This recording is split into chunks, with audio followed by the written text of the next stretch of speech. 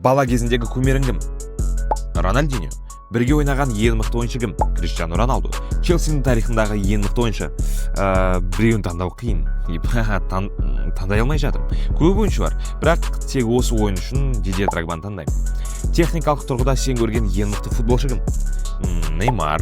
Премьер лиганы теледидардан тамашалағанда қай вингерді жақсы көретін едің? Эден Азар. Премьер лига тарихындағы ең үздік дриблер. Бір ойыншыны таңдау керек болса, ол Тьерри Анри. Жаттығуда бір командаласынды таңда десе, ол кім болушы еді? Суық Палмер. Саған қарсы ойнаған ең мықты қорғаушы кім?